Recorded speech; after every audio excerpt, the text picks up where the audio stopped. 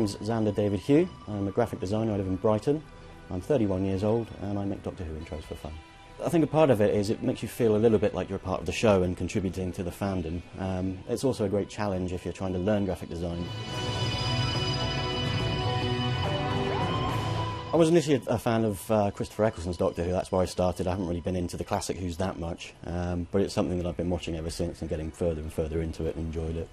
I think the intro itself is vital to the show. It sets the scene and there's the action and the tone of the TV show. And I think if it's done poorly, then it may feel that you're not being pulled into that particular episode. The first thing I usually do is make some adjustments to the TARDIS because I'm never quite happy with the 3D models that I've made. So I usually play around with that. That's the first thing. And then I start constructing the scene in the computer, so I have to think about what objects, virtual objects I will want in there. When you view it on the computer screen, it's literally a wireframe model.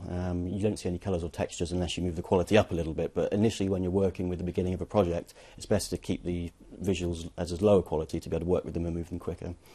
We then progress on to dropping the objects into the scene, so you have to decide their start positions, where it's going to be going to, where it's going to end up. You can decide lighting that has to be involved in the scene, just like a real set as well. So you're constantly tinkering with these things to try and perfect everything.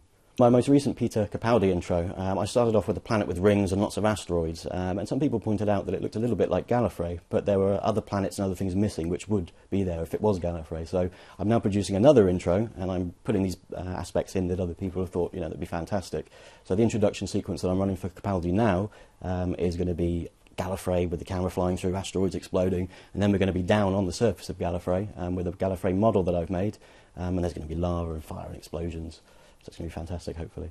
Well, there's a few other people out there that make Doctor Who intros that spend sort of this amount of time on them, but it's also seemed to have generated a breed of younger viewers who are making them themselves, which I've noticed has increased massively since focusing on Doctor Who with my own intros and others as well. Motion video is something I really want to do, and I think doing these projects, it builds my portfolio, builds my experience. If the phone rang and it was Stephen Moffat or his production crew on the line, I'm not sure what I'd do really. It would be fantastic though, but I don't think that's going to happen in all honesty. There's a lot of people out there who do similar work as well.